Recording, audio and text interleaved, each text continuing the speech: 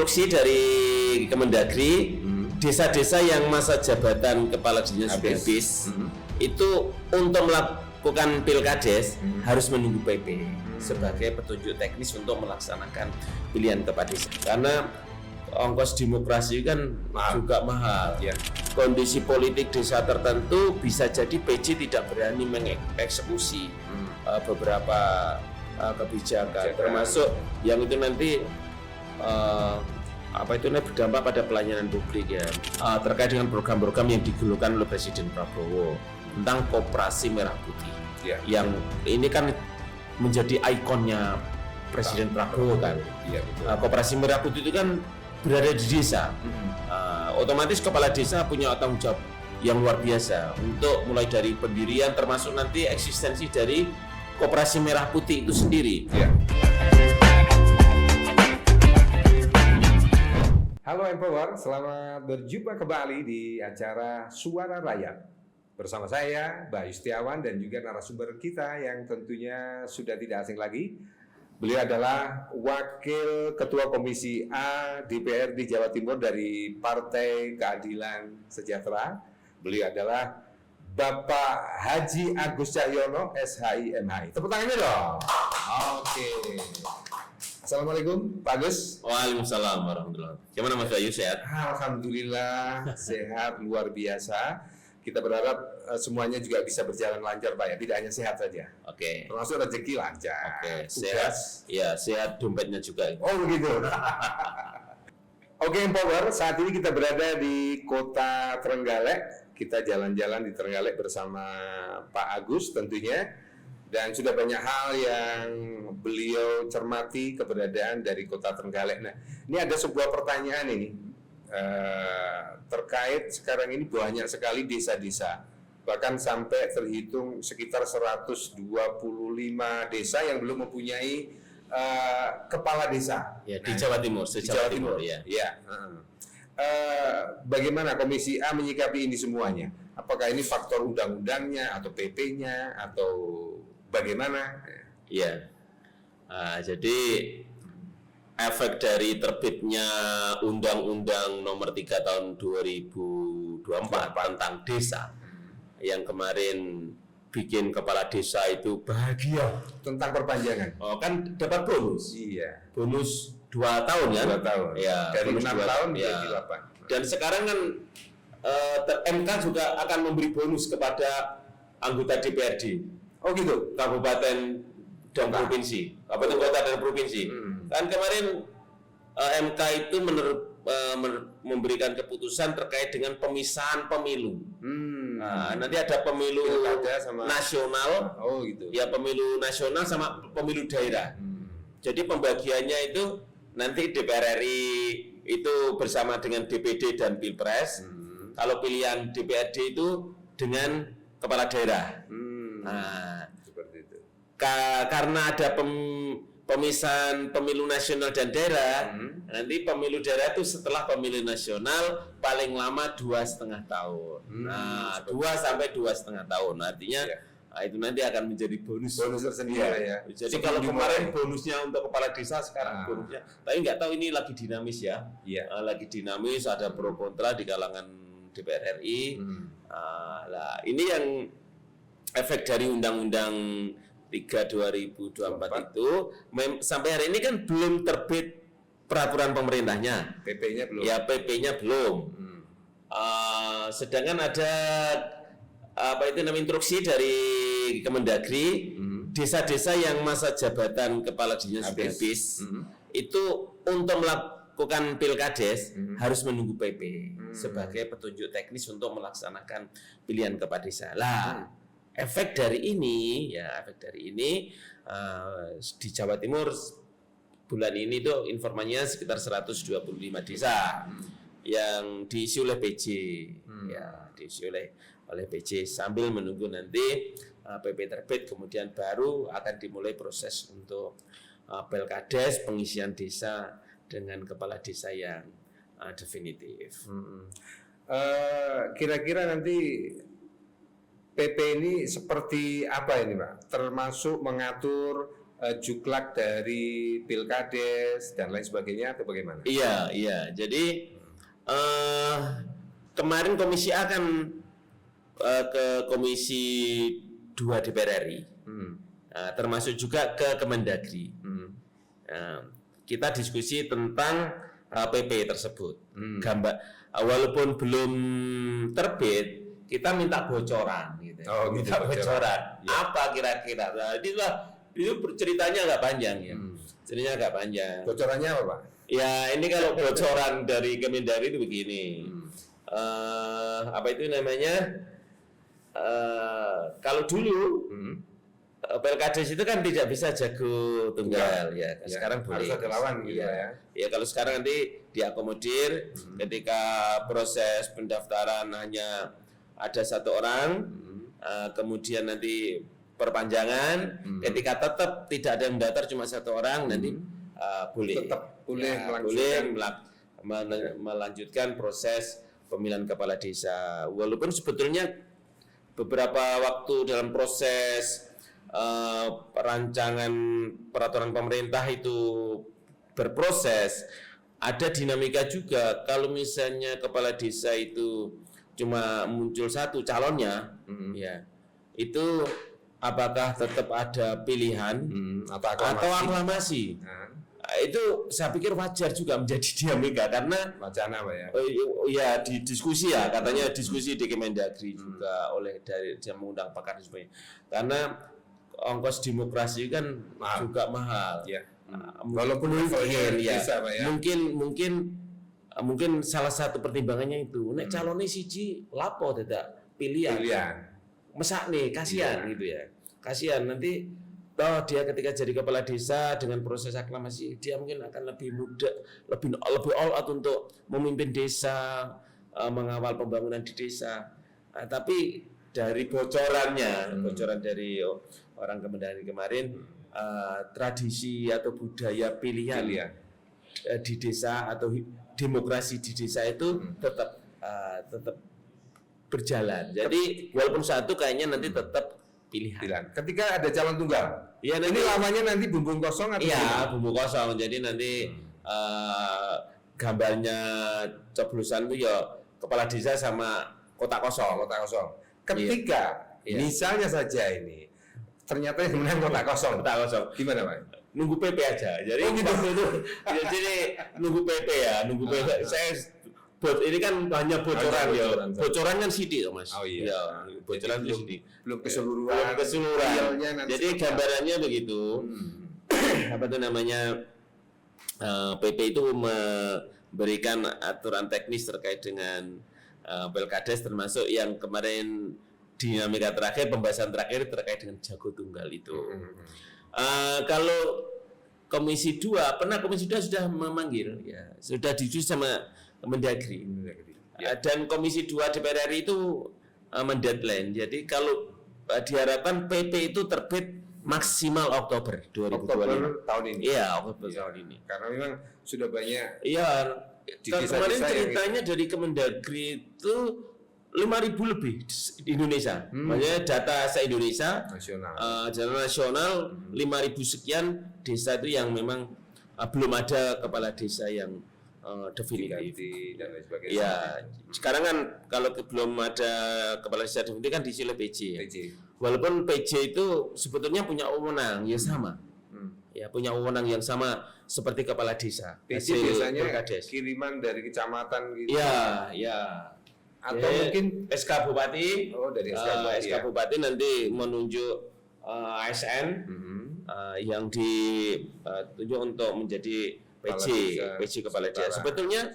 Sebetulnya wewenangnya sama dengan kepala desa, tapi termasuk dalam mengeluarkan anggaran kebijakan. Iya, termasuk pelaksanaan APBDes itu punya wewenang yang sama bisa. Cuma kan gini ya, psikologi masyarakat desa.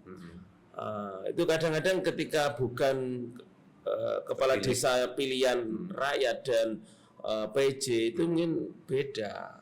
Kadang-kadang dalam kondisi politik desa tertentu bisa jadi PJ tidak berani mengeksekusi beberapa kebijakan, termasuk yang itu nanti apa itu berdampak pada pelayanan publik ya, misalnya anggaran desa untuk pembangunan infrastruktur desa dan sebagainya.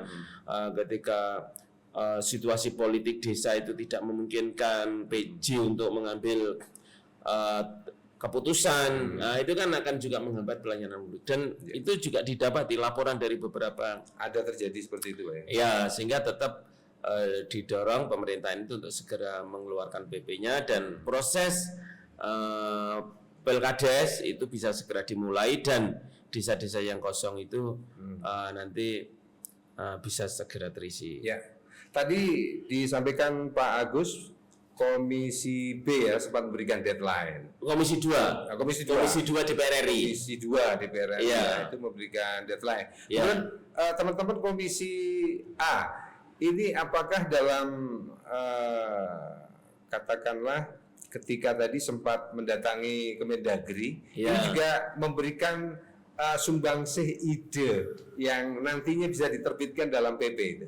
Ya, kita tidak dalam kapasitas itu ya. PP itu kan ranahnya pemerintah pusat ya. Pemerintah. Jadi kita hanya memberikan informasi lapangan saja, kondisi masyarakat. Ini bisa sebagai bahan rujukan untuk Ya, kekuatan. kita memberikan informasi misalnya ini kepala desa kosong efeknya begini, masyarakat begini, harapan dari masyarakat bawah ketika tidak ada kepala desa definitif ini, sehingga ini mendorong pemerintah pusat itu segera menerbitkan PP. Termasuk juga ini kan masa Pilkada serentak kan 2027 ya. Itu masa jabatan kepala desa habis lah. Itu kan kalau kan mungkin juga nanti PP terbit akhir tahun ini akan menunggu juga sekalian proses untuk Pilkades serentak. Bisa juga nanti pelaksananya sampai prosesnya sampai akhir 2026, kemudian 2027 seiring dengan masa jabatan kepala desa itu berakhir serentak, sudah terisi dengan berarti para PJ-PJ yang nanti memegang peranan ini Pak ya. Ya, berarti otomatis di beberapa desa yang memang ini yang desa lagi kosong kepala desanya. Ya, harapannya nanti tidak ada konflik kepentingan dan lain sebagainya dalam mengeluarkan kebijakan. Karena mungkin ada PJ yang takut karena suasana politik di desa tersebut lagi tidak stabil atau bagaimana begitu Pak ya. Ya, itu sangat mungkin, ya. Apalagi beberapa cerita misalnya di daerah misalnya kayak Madura, Madura di Jawa Timur ini Mas. Madura kan Jawa Timur. Iya. Dulu katanya mau mengajukan jadi provinsi baru yang misalnya di Jawa Timur. Provinsi Madura gitu. Provinsi Madura, tapi minta ibu kotanya Surabaya. Oh gitu. Ya. Jadi yang ramai. Enggak tahu ini candaan ya. Candaan aja. Jadi sulit. Saya kemarin ketemu sama teman-teman Madura. Oh, ini Madura piye? Itu dari provinsi baru nih, ibu kotanya njaluk Surabaya. Ya angel. Oke. Jadi gini, kalau beberapa cerita di beberapa desa misalnya di wilayah Madura yang kosong itu kan sudah muncul calon-calon yang mau maju. Wah, bisa bayangkan Mas, kalau sejak misalnya setahun kemarin masa kepala desa habis, terus muncul calon, kemudian PP belum terbit, kejelasan Pilkades kapan, mereka kan sudah start kampanye. Kita bisa bayangkan masyarakat setiap hari datang, ada apa, sudah komunikasi dengan kepala desa, orang minta sumbangan ini karena dia calon. Bayangkan nanti kalau tidak ada kepastian kapan itu, sampai menunggu itu, wah, bisa bayarnya lebih besar ya. Oke, luar biasa sekali Pak Agus, perbincangan kita masih menarik sekali. Nanti akan kita lanjutkan lagi tentunya setelah pesan-pesan berikut ini.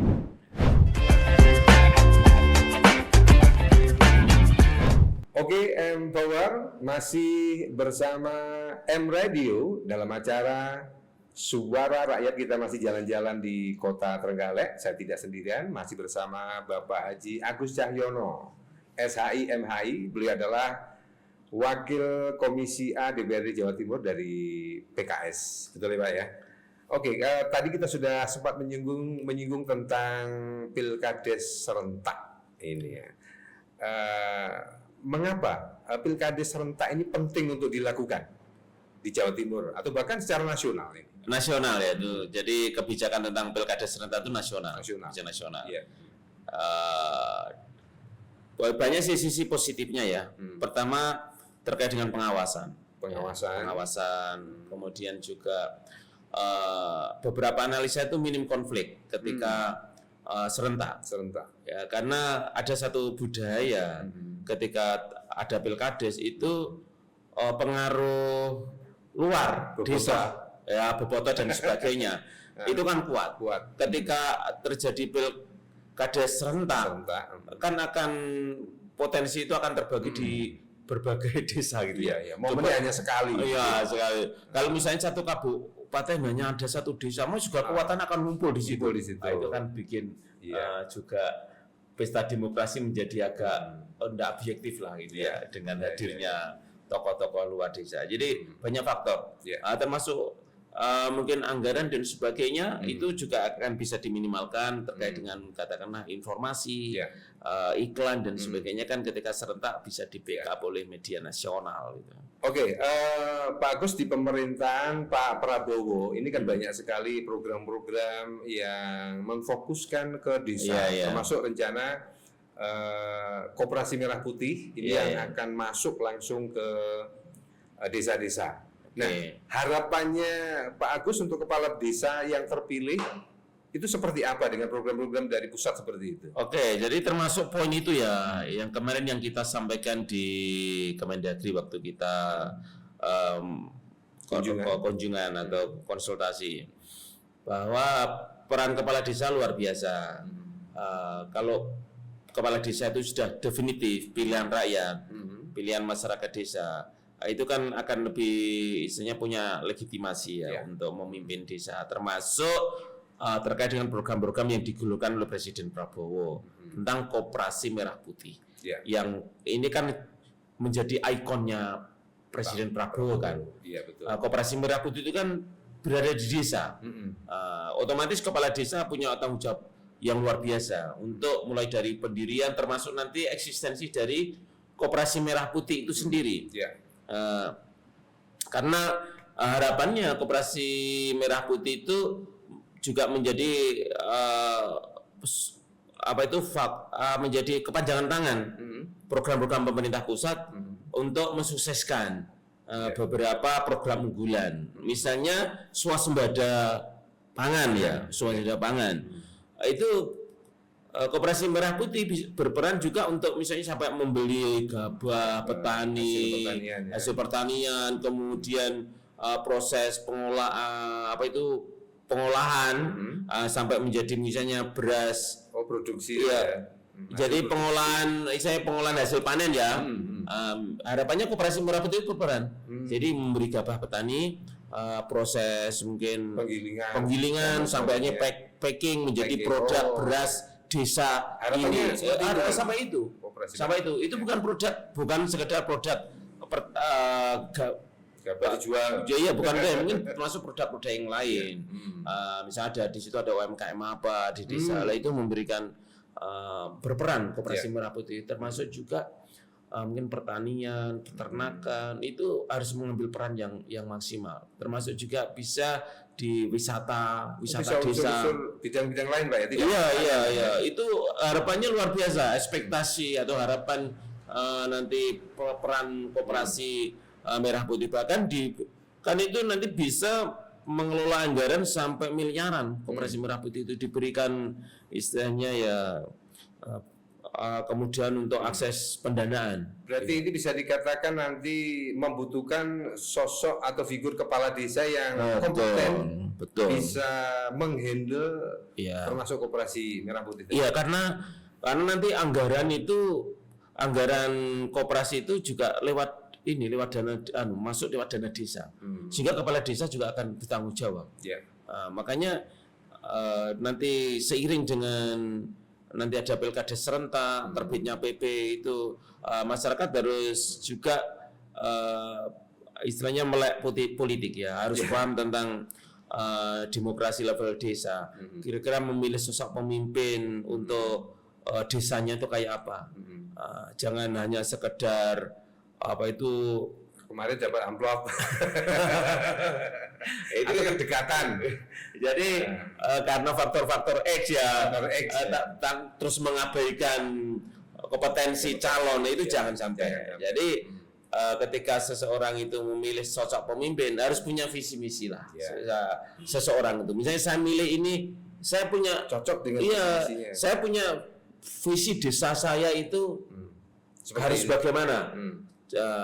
Kan harus begitu ya, sehingga nanti supaya desa saya itu sesuai ini, saya harus memilih sosok mana di antara calon yang muncul itu harus menjadi pemikiran masyarakat desa, tidak sekedar milih. Itu pun yang juga saya sampaikan di masyarakat ya ketika saya berkampanye. Bahkan saya sampaikan begini kepada masyarakat itu, ini bagian juga pendidikan politik ya. Jenengan semua itu berpartisipasi dalam pesta demokrasi, itu tujuannya apa? Kalau hanya sekedar rame-rame berpesta, itu sangat murah sekali. Harus punya visi ketika memberikan pilihan. Kalau ingin membangun sebuah desa atau wilayah jenengan, ya nanti ajak masyarakat sekitar itu punya visi yang sama. Kalau di situ menjadi basis politik, pasti akan diadvokasi oleh wakil gitu. Tapi kalau sekedar masyarakat itu tidak punya visi misi untuk membangun desanya, dia memberikan aspirasinya kepada siapa terserah, ya otomatis nanti kalau misalnya desa itu lingkungan masyarakat tidak dibangun karena di situ tidak ada nilai bargainingnya. Coba kalau masyarakat itu pengen lingkungan ini dibangun, ya kompak tokoh masyarakat itu, ayo cari pemimpin yang nanti siap kontrak politik dengan wilayah kita. Kerennya itu luar biasa itu. Walaupun levelnya desa, tetapi kontrak politik perlu. Kontrak politik perlu, bahkan dengan DPR RI, calon DPR RI, calon DPRD provinsi, calon DPRD kabupaten kota. Siapa yang dipandang kira-kira calon itu kompeten, calon itu sosok yang punya rekam jejak yang bagus, komitmen, itu bisa dibangun kontrak politik, artinya didukung, dipilih termasuk Pelkades ya. Oke. Sejauh ini program Koperasi Merah Putih kan sudah mulai turun ini ke desa-desa. Sudah. Sedangkan banyak desa-desa yang belum memiliki kepala desa, jadi masih PJ tadi. Gimana nih? Ya tetap tadi yang saya sampaikan, ya PJ itu punya kewenangan yang sama dengan kepala desa definitif, sehingga tetap bisa. Ya sekarang kan datanya akan terus bertambah ya, sudah ada sekian desa yang sudah berdiri Koperasi Merah Putih itu. Ya. Mungkin sebagian sudah mulai jalan ya, mulai jalan. Oke. Ketika kita menghadapi suasana masing-masing desa yang berbeda-beda. Kalau menurut pandangan Komisi A bagaimana ini dengan adanya pilkades serentak ini? Kan kondisinya masing-masing tempat kan berbeda ini. Iya, saya pikir terkait dengan juklak-juknis secara umum itu kan bisa diterima di seluruh desa se-Indonesia ya. Ya nggak tahu, mungkin ada perlakuan khusus ketika di daerah-daerah kayak itu Papua atau apa itu ya, mungkin ada. Kalau sana kan di pemilu nasional saja kan pakai sistem apa itu namanya token gitu ya. Artinya bukan tidak seperti di daerah kayak Jawa ada dipilih kepala suku dan sebagainya ya. Tapi kalau kita di Jawa Timur, saya pikir dengan juklak-juknis pilkades serentak dengan pola yang sama, itu saya pikir tidak ada masalah kalau di Jawa Timur. Toh sampai hari ini aturan-aturan yang terbit dari pemerintah pusat bisa diterima di seluruh desa di Jawa Timur ya, termasuk dinamika calon tunggal dan sebagainya. Itu kan ternyata bisa diterima. Kalau kemarin kan tidak boleh ya. Di undang-undang yang lama itu jago tunggal tidak boleh, sehingga ada yang musuh istrinya, itu kan sebagai lawan. Iya, sebagai lawan istrinya, dan ada kasus Malah justru yang jadi istrinya jadi. ada itu. Iya, di lapangan ada lah ya. ada. Jadi suaminya ingin jadi kepala desa, tidak ada lawan, akhirnya dia menggandeng istrinya sebagai lawan. Tapi justru istrinya. Justru masyarakat itu memilih istrinya. Ini dia Nggak tahu. Ini skenario-nya masyarakat tanpa diketahui sama yang kepala desanya tadi ya. Oke, Empower jangan kemana-mana. Kita masih jalan-jalan bersama Bapak Agus Cahyono. Beliau Wakil Komisi A DPRD Jawa Timur dari PKS. Kita akan lanjut lagi setelah pesan-pesan berikut ini.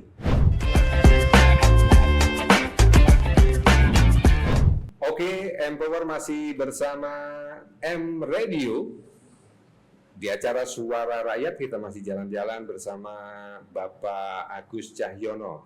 Beliau adalah Wakil Ketua Komisi A DPRD Jawa Timur dari PKS ya.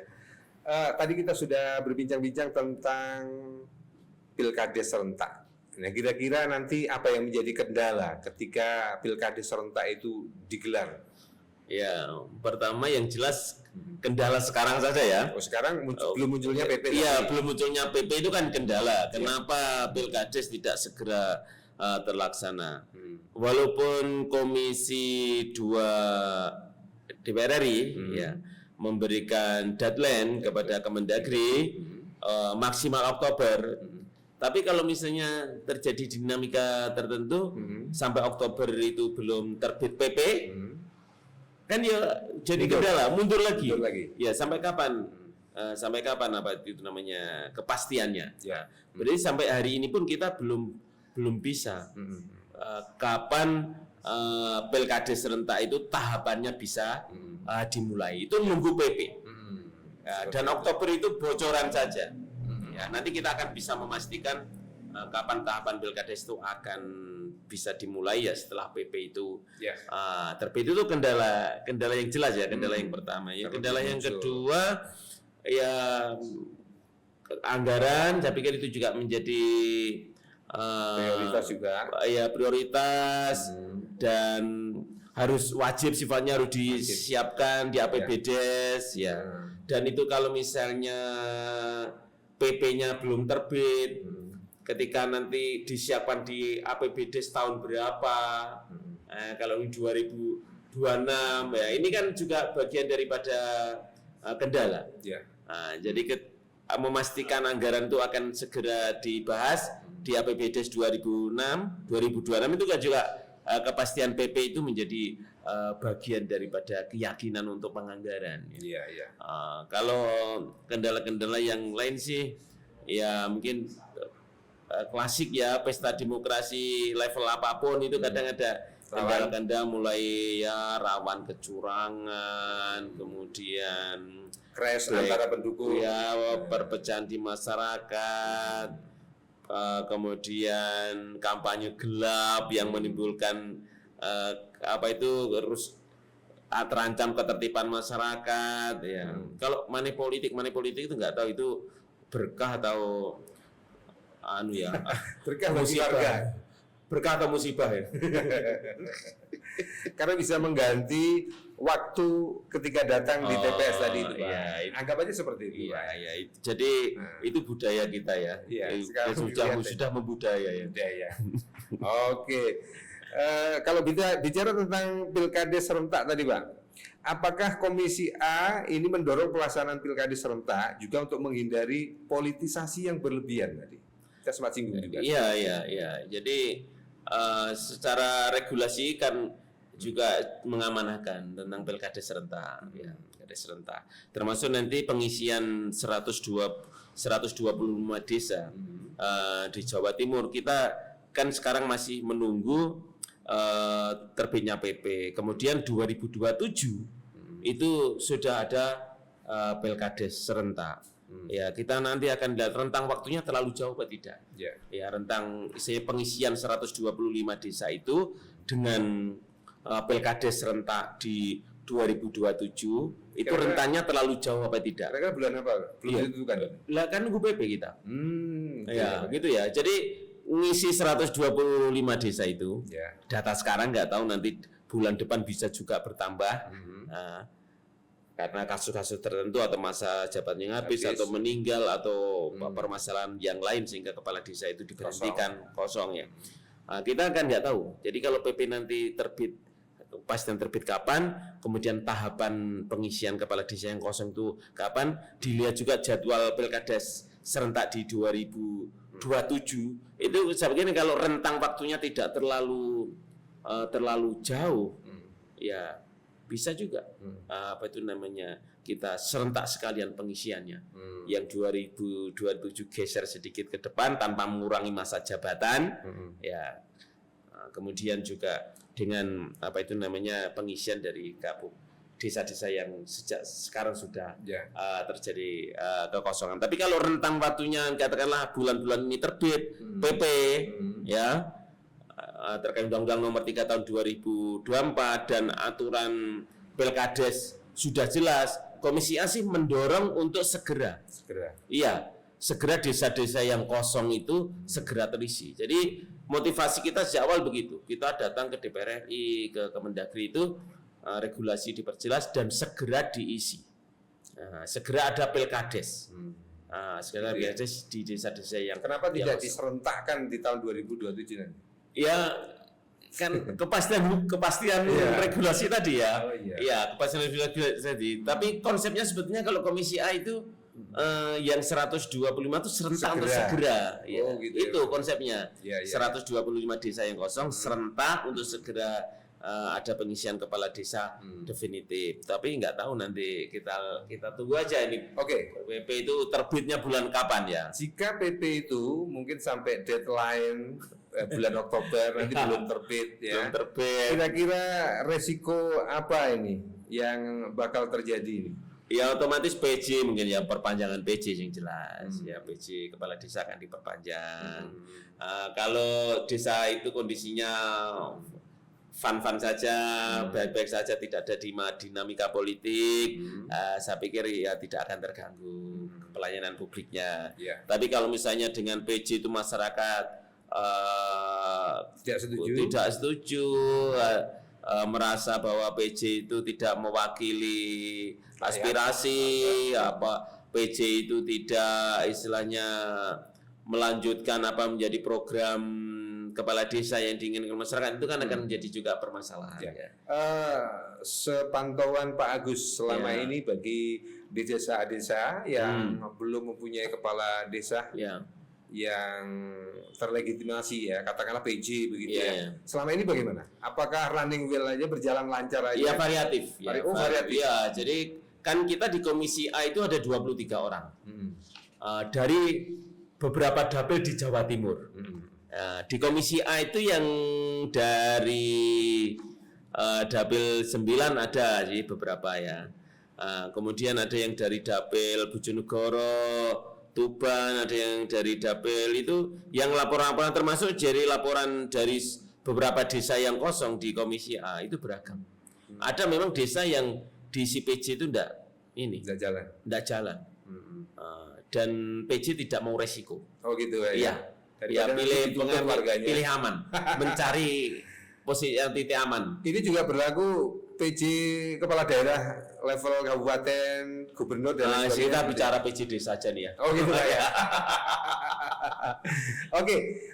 Apa harapan Komisi A ini terhadap masa depan tata kelola Pilkades di Jawa Timur? Ya, harapan kita nanti PP itu segera terbit, kemudian Pilkades bisa berjalan dengan baik, tertib, aman, dan menghasilkan sosok pemimpin level desa yang kompeten untuk menyambut program-program dari pusat, dari Bapak Presiden yang sekarang desa itu menjadi ikon ya.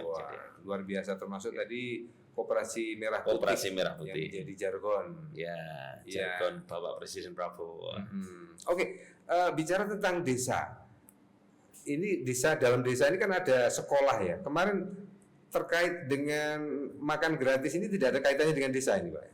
Kalau sepengetahuan. Tidak, beda ya. Departemen Dinas Pendidikan aja. Jadi zona MBG itu tidak berbasis desa kayaknya. Tidak berbasis desa. Jadi Diknas Pak ya. Itu pengelolanya ada pengelolaan khusus, kemudian nanti kayaknya berbasis kecamatan ya. Setiap kecamatan tuh mungkin ada beberapa titik dapur untuk apa itu namanya mengeksekusi program MBG itu. Tidak sampai ke level desa ya. Ya. Oke, itu hanya intermezzo aja Pak, karena itu merupakan program andalan juga dari Presiden kita, Pak Prabowo, bersama Koperasi Merah Putih tadi ya. Yang terakhir ini apa closing statement terkait perbincangan kita tadi tentang Pilkades serentak? Ya, jadi sambil menunggu terbitnya PP, ya bagi desa-desa yang belum ada kepala desa yang definitif ya tetap berjalan ya seperti biasa, karena PJ pun juga memiliki kewenangan yang sama, jangan sampai terganggu proses pelayanan publik di level desa. Oke, luar biasa. Banyak hal yang sudah disampaikan oleh Pak Agus, semoga memberikan manfaat bagi kita semuanya, khususnya warga desa nanti dalam memilih calon kepala desa yang harus kompeten Pak ya. Karena memang program-program dari pusat membutuhkan kompetensi seperti itu. Oke, terima kasih. Empower, kita ketemu lagi di lain kesempatan. Wassalamualaikum warahmatullahi wabarakatuh. Waalaikumsalam.